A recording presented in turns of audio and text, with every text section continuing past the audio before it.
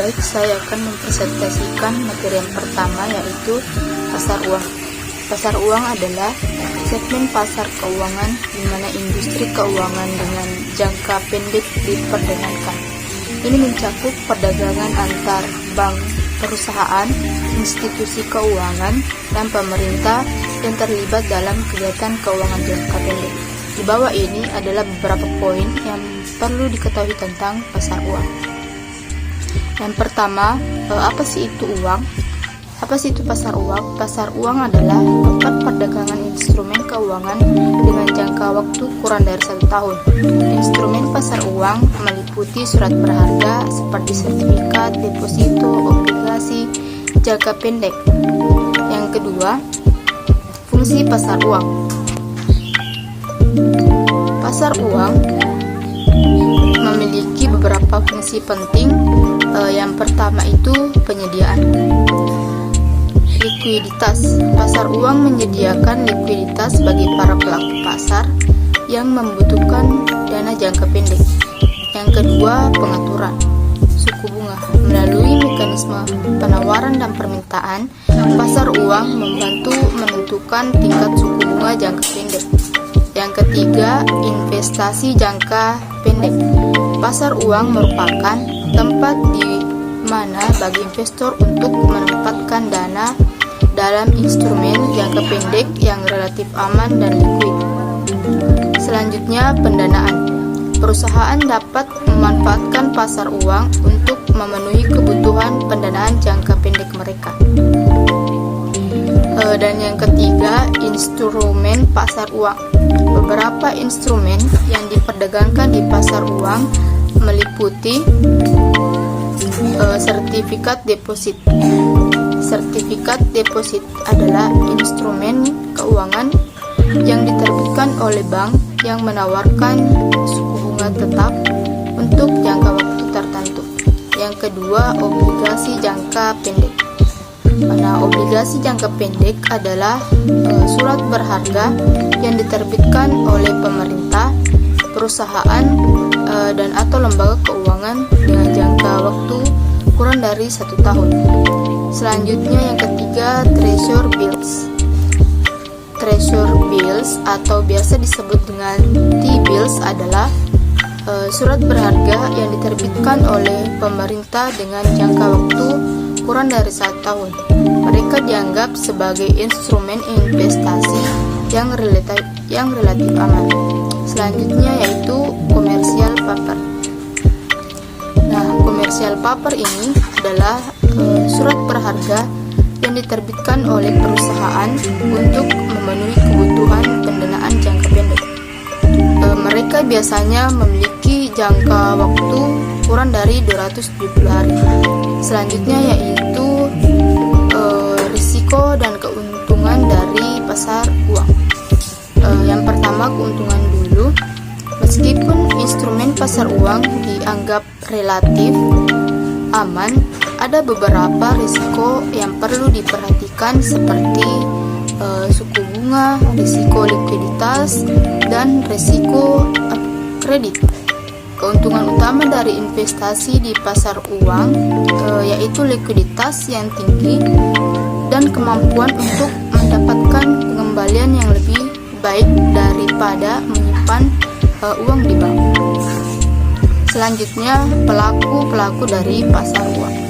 Ada beberapa pelaku pasar utama di pasar uang, termasuk bank komersial, institusi keuangan non-bank, perusahaan multinasional, pemerintah, dan individu investor. Nah, itulah tadi materi dari pasar uang. Baik, selanjutnya yaitu materi pasar tenaga kerja. Pada materi pasar tenaga kerja ada 3 pasar makro dalam perekonomian tertutup. Yang pertama yaitu pasar uang, pasar barang, dan pasar tenaga kerja. Nah, ketiga pasar ini saling berhubungan dan saling mempengaruhi. Yang kedua, keseimbangan pasar. Tujuan perekonomian adalah mencapai keseimbangan pasar, yang juga disebutkan sebagai keseimbangan umum atau general equilibrium. Keseimbangan pasar ini tercapai ketika permintaan agregat sama dengan kuantitas yang ditawarkan, dan hal ini menciptakan pendapatan. Selanjutnya, interdependensi pasar. Pasar uang, pasar barang, dan pasar tenaga kerja saling berinteraksi dan mempengaruhi satu sama lain.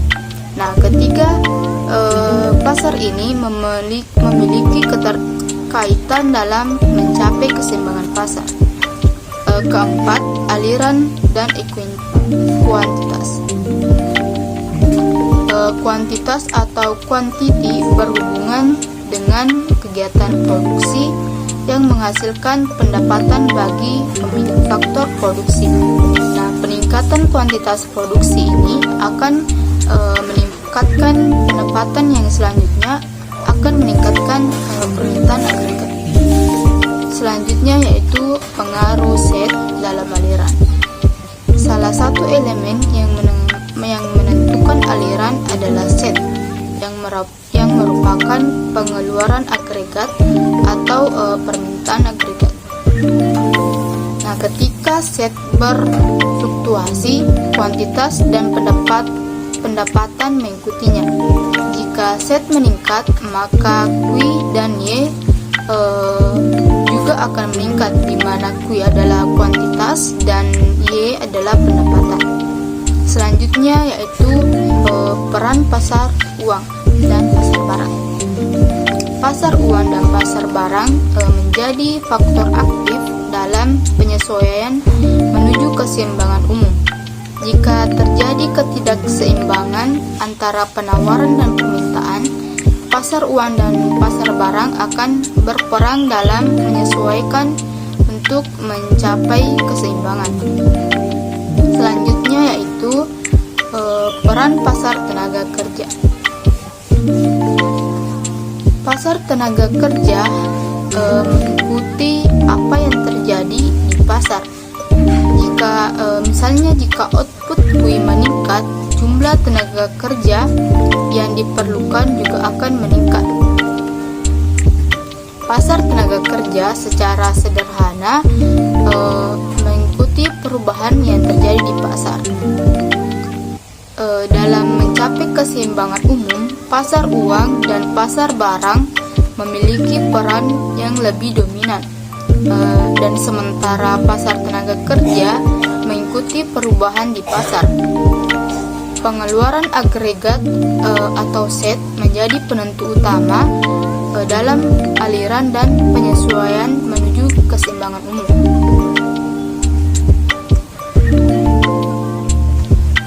Itulah tadi materi kedua, yaitu pasar tenaga kerja. Nah, selanjutnya materi yang ketiga yaitu pendekatan IS dan LM. Yang pertama, pengertian dari pendekatan IS dan LM. Pendekatan IS dan LM adalah suatu teori ekonomi dalam ilmu ekonomi makro yang pertama kali diperkenalkan oleh John Hicks pada tahun 1937. Nah, pendekatan ini digunakan untuk menganalisis hubungan antara pasar barang IS dan pasar uang LM dalam mencapai keseimbangan agregat dalam perekonomiannya. Dalam pendekatan IS-LM terdapat beberapa konsep yang perlu dibahas. Konsep yang pertama itu pasar barang IS berkaitan dengan permintaan dan penawaran barang dan jasa dalam perekonomian. Nah, permintaan pada barang dan jasa dipengaruhi oleh faktor-faktor seperti harga, tingkat pendapatan, dan preferensi konsumen. Keseimbangan terjadi ketika permintaan agregat sama dengan penawaran agregat. Dan yang kedua, pasar uang atau LM berkaitan dengan penawaran uang dan tingkat suku bunga dalam perekonomian. Nah, tingkat suku bunga akan mempengaruhi permintaan uang dan investasi. Keseimbangan tercapai ketika penawaran uang sama dengan permintaan uang. Yang ketiga, perubahan dalam faktor-faktor seperti investasi pemerintah dan pengeluaran pemerintah dapat mempengaruhi pasar barang dan pasar uang serta menciptakan perubahan dalam keseimbangan agregat. Dalam analisis ISLM juga terdapat konsep income multiplier. Nah, income multiplier ini menggambarkan hubungan antara peningkatan investasi dengan peningkatan pendapatan dan permintaan agregat dalam perekonomian. Ketika investasi meningkat, pendapatan masyarakat juga meningkat, sehingga meningkatkan kemampuan mereka untuk membeli barang dan jasa. Hal ini dapat mendorong peningkatan permintaan agregat. Nah, selain itu juga terdapat konsep marginal efisiensi modal atau biasa disebut dengan marginal efficiency of capital. Nah, marginal efisiensi modal mengukur beberapa efisiensi suatu investasi dalam menghasilkan pendapatan.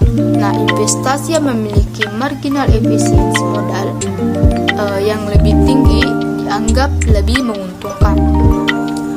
Nah, pendekatan ISLM ini digunakan untuk menganalisis keseimbangan agregat, pengaruh kebijakan fiskal dan moneter, serta dampak perubahan variabel ekonomi terhadap perekonomian secara keseluruhan. Nah, itulah tadi rangkaian dari materi pendekatan IS dan LM. Baik, selanjutnya yaitu materi kebijakan moneter.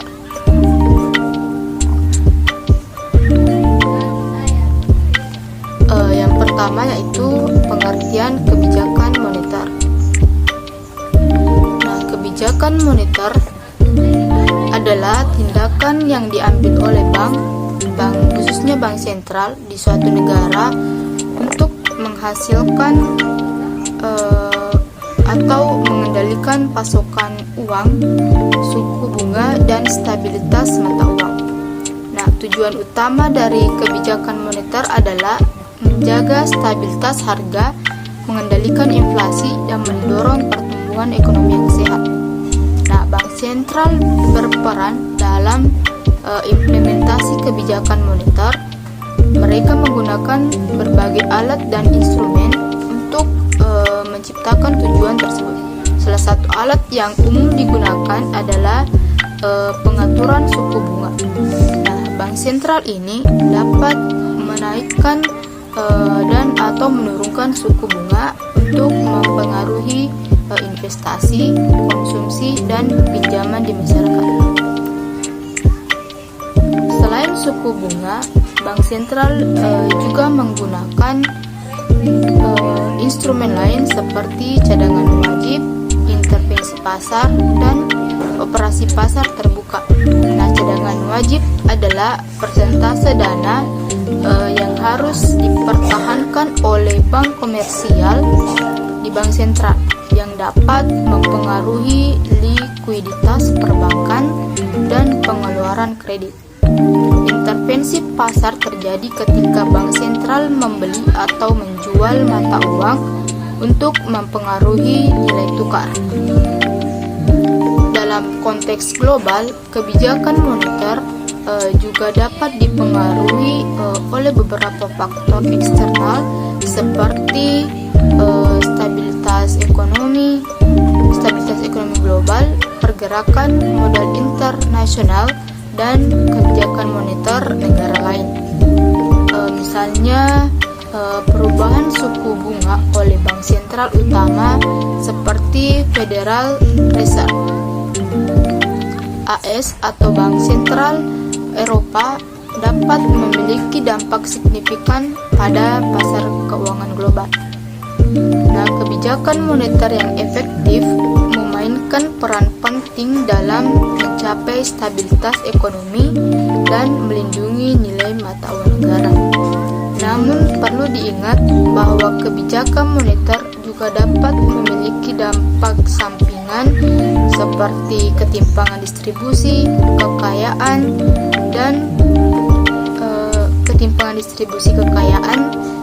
dan pengaruh terhadap sektor nilai real dan finansial. Kesimpulannya adalah kebijakan moneter adalah serangkaian tindakan yang diambil oleh bank sentral untuk mengendalikan pasokan uang, suku bunga, dan stabilitas mata uang. Tujuan utamanya adalah menjaga stabilitas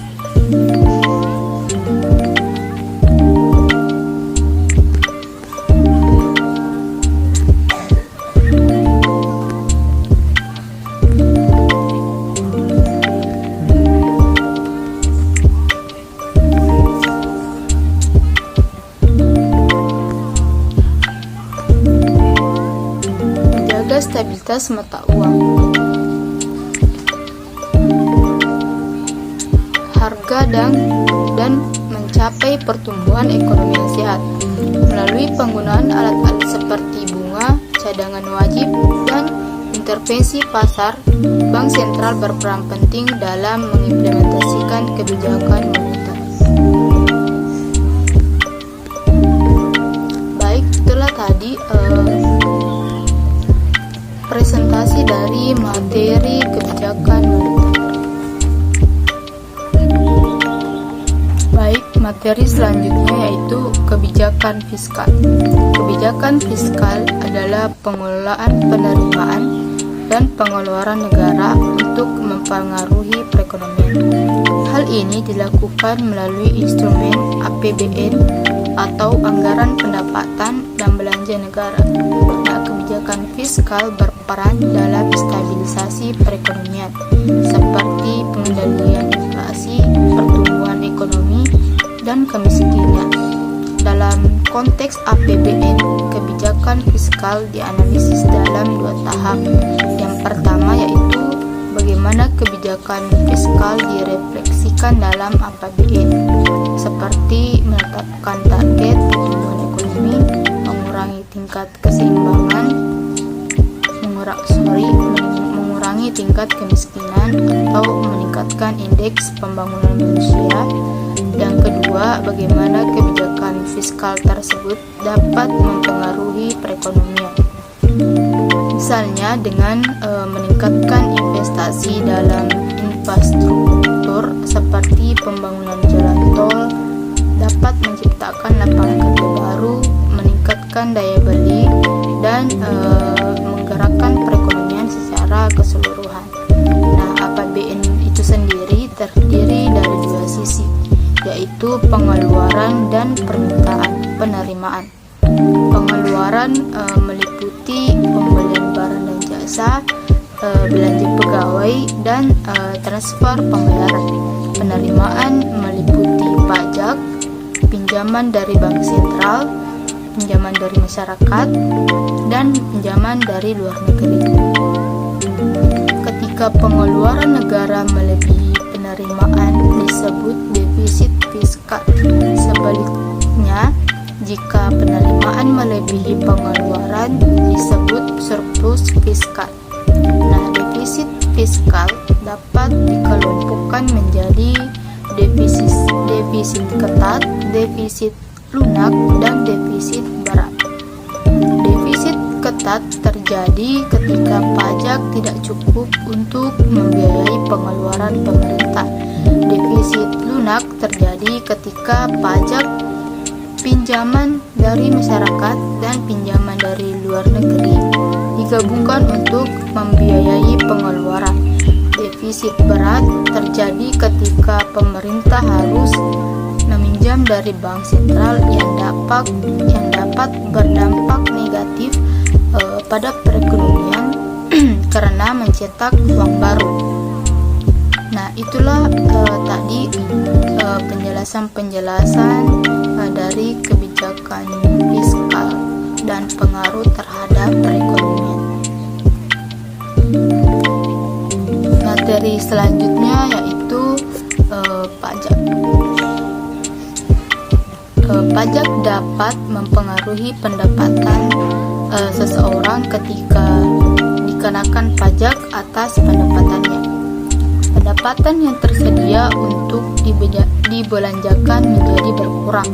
Sebagai contoh, jika pendapatan Anda adalah 10 juta, Anda dapat membeli barang dan jasa senilai 10 juta. Namun ketika dikenakan pajak sebesar 15%, Anda tidak dapat lagi membeli produk tersebut sebesar 10 juta. Dikarenakan pajak akan mengurangi jumlah yang dapat Anda belanjakan menjadi 8,5 juta. Hal ini berdampak pada pendapatan yang siap dibelanjakan atau biasa disebut dengan disposable income yang pada gilirannya mempengaruhi agregat demand. Nah, ketika agregat demand berkurang, hal tersebut dapat mempengaruhi harga kuantitas. Permintaan yang menurun dapat menyebabkan penurunan harga. Nah, penurunan harga tersebut dapat mempengaruhi kuantitas yang diminta, sehingga dapat berdampak pada penurunan pendapatan perusahaan dan berpotensi mempengaruhi permintaan uang atau demand for money, serta tingkat suku bunga atau interest rate. Namun penting untuk dicatat bahwa dampak pajak terhadap perekonomian tidak selalu sederhana dan dapat bergantung pada banyak faktor lainnya, termasuk pengeluaran pemerintah dan kebijakan lainnya. Itulah tadi materi dari pajak. Baik, selanjutnya yaitu teori Makro-Keynes. Pasar uang dan pasar barang saling terkait. Di pasar uang terdapat kebutuhan akan uang untuk tujuan investasi, motif orang untuk memegang uang, dan faktor-faktor lain yang mempengaruhi permintaan uang. Sementara itu, di pasar barang, permintaan agregat dan penawaran agregat berpengaruh terhadap pendapatan. Pasar uang berkaitan dengan investasi dan motif orang untuk memegang uang. Di pasar ini terdapat permintaan dan penawaran uang.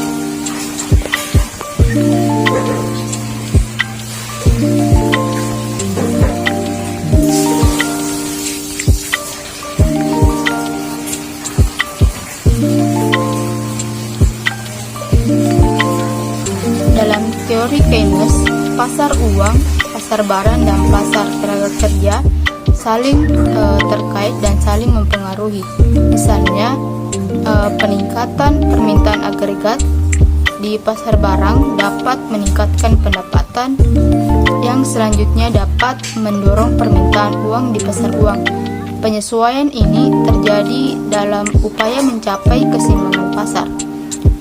Dalam rangka menuju keseimbangan pasar, ketiga aliran utama yang terkait adalah pengeluaran atau set, produksi atau Q, dan pendapatan adalah Y. Jika pengeluaran meningkat, hal ini akan mendorong peningkatan produksi dan pendapatan.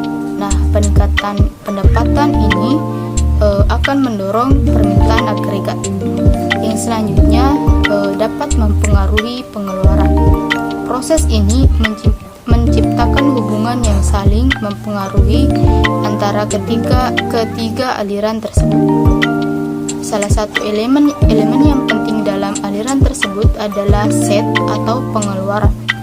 Nah, set ini dianggap sebagai penentu aktif dalam penyesuaian aliran lainnya. Ketika set berfluktuasi, Q atau produksi dan Y Y adalah pendapatan akan mengikutinya. Dengan demikian, perubahan dalam permintaan agregat. Nah, teori Keynes ini membahas tentang hubungan antara pasar uang dan pasar tenaga kerja dalam perekonomian. Itulah tadi materi